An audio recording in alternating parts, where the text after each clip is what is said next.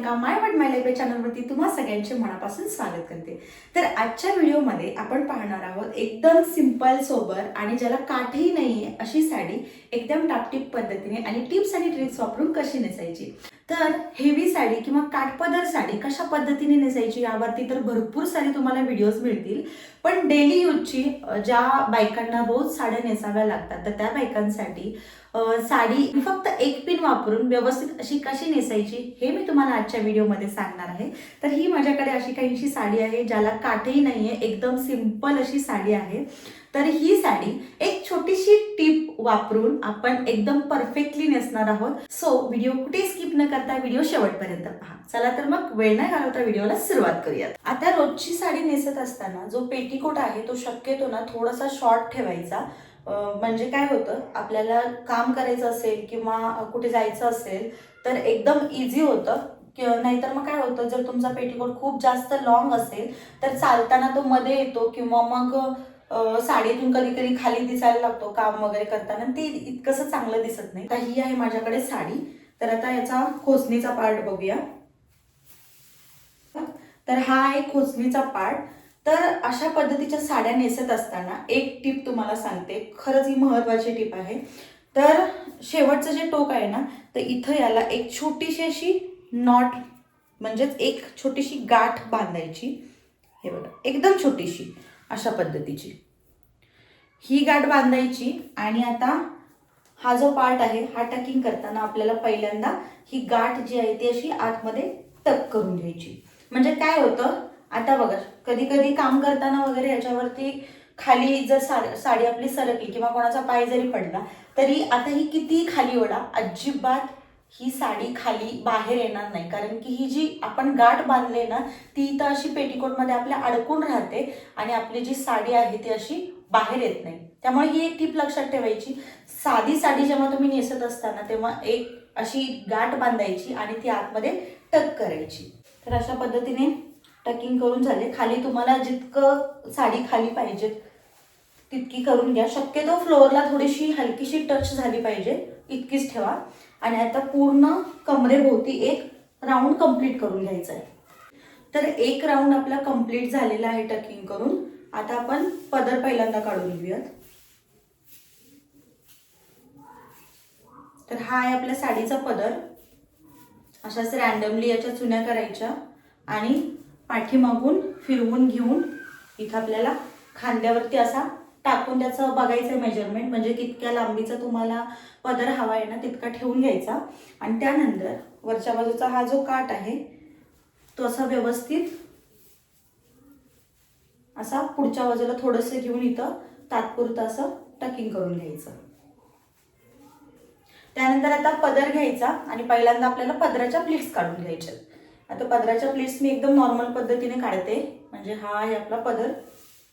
तर हा आतल्या बाजूचा काठ जो आहे तो मी डाव्या हातामध्ये ठेवलाय आणि हा उजवा हात आहे ना, तर हे बघा अशा पद्धतीने ठेवलाय आणि या उजव्या हाताने फक्त अशा छोट्या छोट्या प्लीट्स काढून घेते।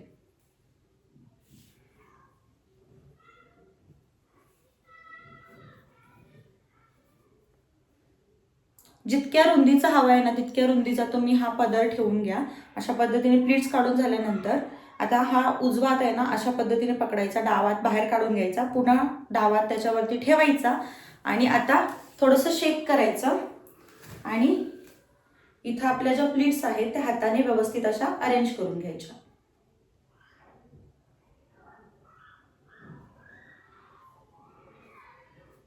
अशा पद्धतीने करून झालं। आता बघा कंप्लीट एकाच वेळी आपल्या पूर्ण प्लीट आपल्या हातामध्ये बसत नाही, त्यामुळे असं दोन पार्टमध्ये घ्यायच्या।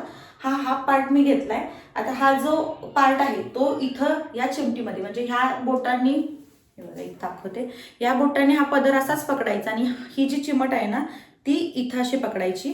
पुन्हा अशा पद्धतीने वरच्या बाजूला घ्यायचं आणि पुन्हा एकदा इथं प्लीट परत अरेंज करून घ्यायच्या। हे बघा अशा पद्धतीने। आता झटकून थोडंसं बघायचं एखादी प्लेट बाहेर येते का, म्हणजे जर आपल्या हातात धरायची चुकून राहिली असेल तर ती बाहेर येईल, तर ती व्यवस्थित करून घ्यायची। आता इथं प्लेट सगळ्या आपल्या अरेंज करून झाल्यात। आता ही जी मधली चिमट आहे ना ती सोडलात तरी चालेल। आणि आता पूर्ण पदर थोडासा खेचून घ्यायचा आणि हा जो उजव्या हातामध्ये पकडलेला पार्ट आहे तो शोल्डरवरती ठेवून घ्यायचा अशा पद्धतीने. आणि हा मग आता हात सोडून द्यायचा. इथं आता शोल्डरवरती आपण एक पिन लावून घेतले. आता निऱ्या काढून घेऊयात. तर निऱ्या काढण्या अगोदर हा जो वरचा काट आहे ना असा व्यवस्थित असा खेचून पाठीमागून पुढच्या बाजूला घ्यायचा आणि आता आपण निऱ्या काढून घेणार. आता बऱ्याच लेडीजना सवय असते उजव्या हाताने निऱ्या काढायच्या, बऱ्याच लेडीजना सवय असते डाव्या हाताने निऱ्या काढायच्या. ज्यांना डाव्या हाताने निऱ्या काढायची सवय आहे त्यांनी काय करायचं, हा थोडासा असा पार्ट सोडायचा आणि इथून निऱ्या काढायला सुरुवात करायचं. म्हणजे अशा पद्धतीने इथून, आणि हा पार्ट असाच थोडासा लूज ठेवायचा. म्हणजे एका निरीचा पार्ट जो आहे तो असा लूज ठेवायचा आणि मग निऱ्या काढायला सुरुवात करायची. आणि ज्यांना उजव्या हाताने, म्हणजे मला आता सवय आहे उजव्या बाजूने निऱ्या काढायची, तर मी उजव्या बाजूने निऱ्या काढते, तेव्हा मग इथून स्टार्ट करायचं. आता बघा अशा सुळसुळीत ज्या साड्या असतात याच्या निऱ्या काढत असताना जर आपण अशा पद्धतीने, म्हणजे आपण नॉर्मली जसं काढतो ना अशा पद्धतीने निऱ्या काढायला गेलो तर त्या हातातून सटकतात आणि त्या हातामध्ये व्यवस्थित, हे बघा आता इथं पटकन सटकली, म्हणजे मी जसा हात उचलला पटकन अशी निरी हे बघा सटकून गेली. तर अशा पद्धतीने सटकतात निऱ्या. त्यामुळे शक्यतो अशा साड्यांच्या निऱ्या काढत असताना, आता हा तुमचा अंगठा आहे ना, तर हा असा अंगठा इथं ठेवायचा अशा पद्धतीने. आणि आता ही जी सगळी बोटं आहेत ना, म्हणजे अंगठा असा ठेवायचा, हे बोट असं अंगठ्यावरती ठेवायचं आणि ही जी 3 बोटं आहेत ना अशी आतमध्ये टाकायची. फॅब्रिक असं टर्न करायचं आणि इथं अंगठा उचलून पुन्हा ह्याच्यावरती ठेवायचा. पुन्हा फॅब्रिक असं टर्न करायचं आणि डाव्या हाताने त्याला फिरवत राहायचं. आणि उजवा हात बघा, एकदा मी करंगळी उचलते त्याच्यावरती ठेवते, एकदा अंगठा उचलते याच्यावरती ठेवते, पुन्हा करंगळी पुन्हा अंगठा, पुन्हा करंगळी पुन्हा अंगठा. तर अशा पद्धतीने निऱ्या काढल्यामुळे काय होतं, आपल्या निऱ्या अजिबात सटकत नाहीत, कितीही साडी सुळसुळीत असू देत तरी सुद्धा. आता या बाजूनी जर तुम्ही उजव्या बाजूने निऱ्या काढत असाल तर बघा इथं डाव्या बाजूला हे थोडंसं असं फॅब्रिक हे असं लूज ठेवायचं. एखाद्या किंवा 2 निऱ्यांचं फॅब्रिक, जर तुमची साडी लांब असेल तर 2 निऱ्यांचं ठेवा, जर कमी असेल तर एका निरीचं ठेवा. आता या निऱ्या काढून झाल्या आपल्या. आता हा हात कसा काढायचा दाखवते. अलगद अशा पद्धतीने फक्त ही बोटं सोडायची आणि इथं आपला म्हणजे अंगठा आणि हे जे बोट आपण असं ठेवलेलं होतं ते अशा पद्धतीनेच ठेवून घ्यायचं. आता हे सोडून घेतलं. आता निऱ्या व्यवस्थित अरेंज करून घ्यायच्या. तर त्यासाठी मी प्रत्येक वेळी सांगते की ही जी वरची निरी प्लीट आहे ती थोडीशी अशी मोठी करून घ्यायची अशा पद्धतीने. आणि आता या निऱ्या ज्या आहेत त्या व्यवस्थित अरेंज करून घ्यायच्या. आता या अरेंज केलेल्या निऱ्या व्यवस्थित अशा खोचून घ्यायच्या. तर त्या अगोदर इथं पण अरेंज करून घेते मी थोड्याशा निऱ्या. बघा निऱ्या व्यवस्थित आणि मस्त अशा पडतात अशा पद्धतीने काढल्यामुळं.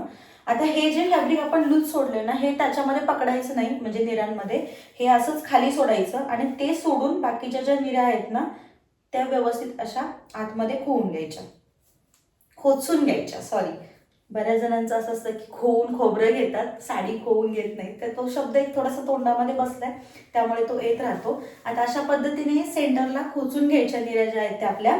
बघा एकदम परफेक्टली अशा आपल्या निऱ्या येतात, एकदम परफेक्ट. आता हा जो लूज फॅब्रिक आपण सोडलाय त्याचं काय करायचं हे तुम्हाला दाखवते. आता हा लूज फॅब्रिक जो सोडलेला आहे त्याला एक छोटीशी इथं तुम्ही गाठ बांधलात तरी चालेल, किंवा जर साडी जर तुमची लांबीला थोडीशी कमी असेल तर मग काय करायचं, डायरेक्टली आता ही जी निरी आहे, तर मागच्या वेळेला एक मी व्हिडिओ टाकला होता त्याच्यामध्ये सांगितलेलं की गाठ बांधून इथून खेचायची, तर ती बऱ्याच जणांना समजली नव्हती कुठून नेमकी खेचायची. तर या आपल्या निऱ्या आहेत बरोबर, आणि हा जो निरीचा जो वरचा पार्ट आहे तर इथून थोडासा असा हा उकसून काढायचा. आणि हे बघा आतलं जे आपलं खोचणीचा पार्ट होता ना तो आतमध्येच ठेवायचा, त्याच्या पूर्ण आतमध्ये हात न घालता फक्त हा जो निरीचा जो वरचा पार्ट आहे ना त्याच्यामध्ये फक्त असा हात घालायचा. इथं असा हात ठेवा तुम्ही, जास्त काही करायची गरज नाही. आणि इथून ज्या निऱ्या आहेत म्हणजे हे जे आपण फॅब्रिक सोडले त्याच्या आतून इथून असा हात टाकायचा. आता बघा इथं तुमचा हात डायरेक्ट इथून बाहेर येतो अशा पद्धतीने. तशाच पद्धतीने हा जो उजवा हात आहे तो या बाजूला बाहेर काढायचा निऱ्यांच्या खालून, हा जो आतला पार्ट आहे तो असाच ठेवायचा. आणि आता इथे हे फॅब्रिक जे आहे दूध सोडलेलं आपण त्या अशा पद्धतीने इथं बोटांनी असं पकडायचं आणि अशा पद्धतीने खेचायचं जितकं होईल तेवढं अशा पद्धतीने खेचल्यानंतर हा जो पार्ट आहे ना कमरेवरचा हा एकदम फिटिंग होतो व्यवस्थित असा. आणि इथून म्हणजे निऱ्यांच्या खालतून या बाजूला इथे हे बाहेर काढायचं. हे बघा हे टोक दिसतंय अशा पद्धतीने. तर हे असं. तर मी जसं तुम्हाला सांगितलं तुम्ही इथं गाठ सुद्धा मारू शकता. ती आधीच मारायची होती पण मी तुम्हाला आत्ता मारून दाखवते. जर तुमचं फॅब्रिक म्हणजे कमी असेल कपडा तर तुम्ही इथं डायरेक्टली पिन लावू शकता अशी इथं. जर तुमचं हे फॅब्रिक जास्त असेल तर अशी एखादी नॉट बांधा म्हणजे तुम्हाला पिन लावावी लागणार नाही.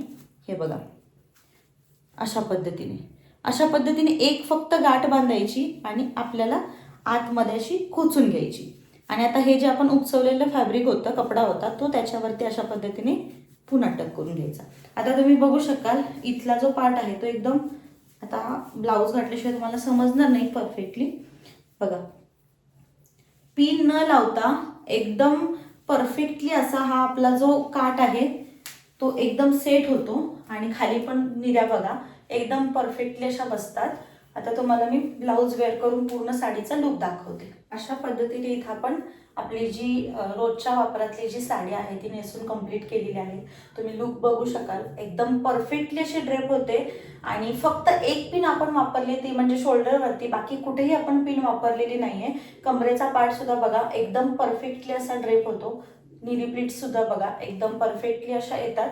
आणि पूर्ण ऑल ओव्हर जो लुक आहे तो खरंच खूप छान दिसतो. आणि अशा पद्धतीने जर तुम्ही रोजच्या साड्या नेसलात तर खूप छान दिसतात. बघा तर ही होती आजची छोटीशी टिप. आय होप हा व्हिडिओ तुम्हाला आवडला असेल. जर तुम्हाला हा व्हिडिओ आवडला असेल तर प्लीज कॉमेंटमध्ये सांगायला विसरू नका. त्याचबरोबर व्हिडिओला लाईक, शेअर आणि अर्थात चॅनलला अजून सबस्क्राईब केलं नसेल तर सबस्क्राईब सुद्धा करून घ्या. आणि हो, हाईपचा एक ऑप्शन येतो जेव्हा तुम्ही व्हिडिओला लाईक करता तेव्हा, तर तो हाईप करायला सुद्धा विसरू नका. तुम्हाला काही पैसे लागत नाहीत, पण जर तुम्ही हाईप केलात तर हा व्हिडिओ खूप साऱ्या लोकांपर्यंत पोहोचू शकतो. त्यामुळे प्लीज हाईप सुद्धा करा. आणि पुन्हा भेटू अशाच एका नवीन आणि गोडशा व्हिडिओमध्ये. तोपर्यंत बाय बाय, टेक केअर.